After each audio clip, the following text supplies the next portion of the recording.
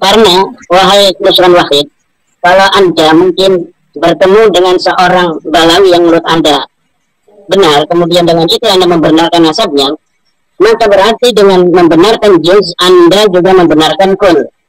Anda juga membenarkan Balawi yang nyolong motor pakai sarung di Bekasi, Balawi yang begal di Kalimantan, Balawi yang merkosa di Madura, Balawi yang ngerebut istri orang itu di Cilacap, Balawi di bin Yahya itu di majelis dia ganggu istri orang.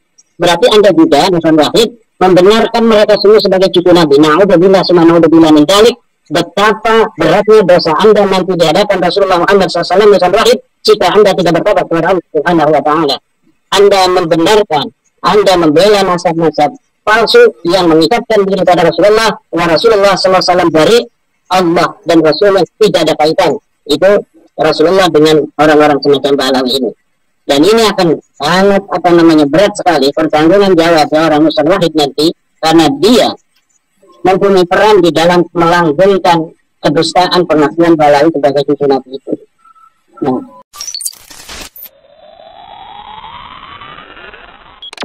Nah, saya suka kalau pembicaraan Kiai Haji Madudin itu masuk akal gitu.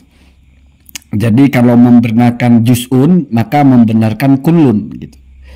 Kalau membenarkan Ba'alawi yang ditemui oleh Pak Nusron itu sebagai zuriyah Nabi karena mungkin orangnya baik, maka jangan salah bahwa konsekuensi dari itu adalah juga membenarkan Ba'alawi yang melakukan kriminal itu, yang apa disebut satu-satu itu nyolong motor dan sebagainya. Lalu disorot di bagian itu. Na'udzubillah. Anda membenarkan bahwa orang-orang brengsek seperti itu sebagai zuriyah Rasulullah. Betapa besarnya dosa Anda di hadapan Rasulullah kalau tidak bertaubat. Kita tidak perlu bantah narasi ini, tetapi saya juga akan sampaikan satu narasi yang logis juga, yaitu kata Nusron Wahid atau kalimat Nusron Wahid itu bisa kalau diganti dengan Rois Am, yaitu Kiai Haji Miftahul Ahyar. Artinya ketika Kiai Imad mengatakan begitu kepada Pak Nusron Wahid, itu sama persis dengan Kiai Imad mengatakan begitu kepada Rois Am kita. Ini sama-sama logis, tidak bisa ditolak. Kenapa? Karena setiap orang yang mengatakan Ba'alawi sahih, maka berarti dianggap mengatakan kalau pencopet itu, pemerkosa itu, dan sebagainya itu adalah zuriyah Nabi juga. Rois Am jelas mengatakan Ba'alawi itu zuriyah Nabi. Berarti seharusnya Kiai Haji Madudin itu jangan giliran kepada Pak Nusron begitu. Kalau kepada Rois Am kenapa nggak gitu loh. Apalagi sekarang sudah keluar kan dari PBNU kan, lebih enak itu ya. Jadi biar jelas gitu. Jadi kalau dipikirnya Kiai Haji Madudin betapa besarnya dosanya orang yang membela Ba'alawi itu, betapa besarnya dosanya orang yang mengatakan kalau Ba'alawi zuriyah Nabi, sampai disimulasikan dosanya itu adalah kamu mengatakan zuriyah Nabi itu pencuri atau apa. Maka itu juga termasuk di situ adalah Rois Am. Kenapa? Karena Nusron itu adalah juz'un dari yang mengatakan Ba'alawi sahih. Maka kalau berlaku kepada juz'un, berlaku kepada kullun. Sebagaimana kalau Pak Nusron mensahihkan sebagian dari Ba'alawi itu yang ketemu dengan beliau, maka berarti dianggap mensahihkan semua. Maka berarti siapapun yang mengatakan Ba'alawi sahih, berarti orang itu berdosa besar nanti di hadapan Rasulullah SAW. Begitu Pak. Itu logis namanya. Itu narasi orang pintar namanya. Kalau mengerti alur dari pembicaraan, atau gampangnya itu lazimul qaul gitu. Jadi Rois Amlah atau siapapun ya, mau ulama manapun ya, termasuk Syekh Ali Jum'ah, jelas itu. Termasuk Syekh Ali Jum'ah, termasuk semua ulama-ulama nasab yang masih ada itu. Mereka semua betapa besar dosanya di hadapan Rasulullah. Oh, tapi mungkin mereka tidak tahu tentang, nggak ada urusan. Mau tahu tidak tahu kan, tapi mereka kan mengatakan Ba'alawi sahih. Bahkan ijma, gila ya. Kata Syekh Ali Jum'ah itu, hadza ijma'un indana. Luar biasa ya. Jadi sesuatu yang kata Syekh Ali Jum'ah adalah ijma', kata Kiai Imad itu sesuatu yang sudah pasti menyimpang dari kebenaran, dan itu adalah dosa yang besar, bahkan ngancam-ngancam. Nah, itu namanya kita memahami narasi orang. Saya memframing apanya, Pak? Memframing itu kan kita menyampaikan narasi-narasi bohong untuk menyampaikan satu pemikiran. Narasi saya di mana bohongnya? Dipakai aja logikanya gitu. Pakai teori juz'un dan kullun itu sama-sama harus dipakai. Anda mengecam sebagian dari orang yang membela Ba'alawi itu sama dengan Anda mengecam semuanya. Kenapa? Karena Anda mengecam itu ilatnya dia membela Ba'alawi.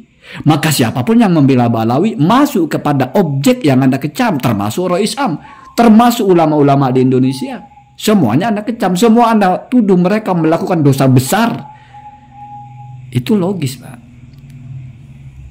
Kenapa? Karena bagi Anda kalau orang mengatakan Ba'alawi sahih, berarti mengatakan pencopet yang kebetulan dari Ba'alawi atau pemerkosa atau apa sebagai dzurriyyah Nabi itu dosa besar.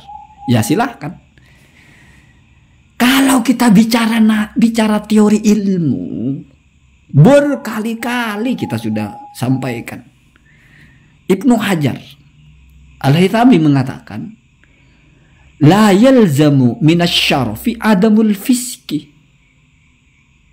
Nggak ada korelasi, apalagi ketetapan yang mengikat bahwa orang yang nasabnya bagus atau nasabnya sahih, nasabnya syarif, pasti tidak melakukan keburukan. Artinya apa, Pak? Ya berarti sesuatu yang mungkin saja. Ini rumusan ulama. Ulama benar-benar. Bukan tiba-tiba ulama, tiba-tiba paling hebat. Enggak, Ibnu Hajar yang mengatakan begitu. Gitu loh. Artinya kita tidak perlu dicekoki dengan narasi masa iya dzurriyyah Nabi begitu. Lah, dari masa ke masa. Tapi tidak perlulah kita bicara masalah itu gitu. Gak ada urusan kesahihan nasab dengan perilaku. Itu teori ilmu. Kaidahnya jelas. Atau jangan-jangan ditolak juga. Ibnu Hajar keliru itu. Waduh, repot. Atau jangan-jangan teorinya Ibnu Hajar itu tidak ada kitab sezamannya juga. Wah, repot. Jadi kita sebetulnya tidak sedang bicara siapa yang lebih benar sih. Kita hanya sedang menjelaskan mana yang berasal dari ulama, mana yang berasal dari, ya begitu, Pak, begitu. Jadi kita memahami narasi itu begitu. Di mana yang keluar dari ilmu ketika ada narasi la yalzamu minal fiski minasyarafi adamul fiski. Ulama mana yang mengatakan orang kalau sahih nasabnya tidak mungkin melakukan dosa? Ulama mana? Apa mau dibuat teori lagi? Kalau dia melakukan dosa tidak mungkin dia itu cucu Nabi. Tidak mungkin sahih nasabnya. Apa begitu? Kalau sudah teorinya dibangun bahwasanya masalah dia dzurriyyah Nabi atau bukan, masalah nasabnya dia sahih atau bukan, tidak berkaitan dengan yang perilakunya. Apapun yang dia buat tidak ada urusan dengan masalah nasabnya. Maka apa relevansi Anda mengatakan pencopet itu dzurriyyah Nabi? Apa relevansi mengatakan pemerkosa itu adalah dzurriyyah Nabi? Kalau secara nasab memang sahih, kan berarti tidak bertabrakan dengan kaidah. Ilmu itu nggak baper, nggak akal-akalan pendek. Ada teorinya semua. Ada teori, ada teorinya. Jadi kalau kita berpegang kepada teori, selesai masalah ya. Walaupun ya bingung juga. Misal satu kelompok kita jadikan argumentasinya, kenapa kelompok ini tidak mungkin dzurriyyah Nabi? Karena perilakunya ada yang menyimpang. Lah terus yang tidak menyimpang bagaimana? Ini dikeluarkan dari kedzurriyyahan Nabi karena perilakunya menyimpang. Terus berarti yang berperilaku menyimpang kan dia. Yang satunya kan tidak, tapi menjadi kena juga. Oh enggak, karena nggak ada kitab sezamannya, ya sudah, nggak usah bawa-bawa perilaku. Ini kan kayak seperti mau menjejalkan pemikirannya kepada orang-orang yang malas mikir gitu, sehingga termakan dengan narasi. Iya ya, ada Ba'alawi yang mencopet, masa dzurriyyah Nabi? Nggak mungkin lah. Iya ya, ada dzurriyyah Ba'alawi yang memerkosa, masa dzurriyyah Nabi? Iya ya, ada yang membantai keluarga, masa dzurriyyah Nabi? Iya ya.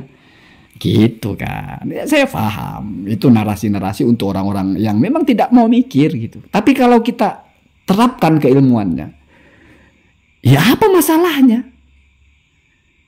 Apa itu menjadi pembatal nasabnya? Kan tidak ada nasab ditentukan dari perilaku. Kaidahnya jelas. Kenapa ulama membuat kaidah itu? Ya karena mungkin ada kemungkinan nasabnya sahih tapi perilakunya buruk. Ada kemungkinan. Lagi pula begini Pak. Seburuk-buruknya orang, kita tidak tahu Pak. Apakah dia diampuni oleh Allah atau tidak. Apakah dia pernah bertobat atau tidak.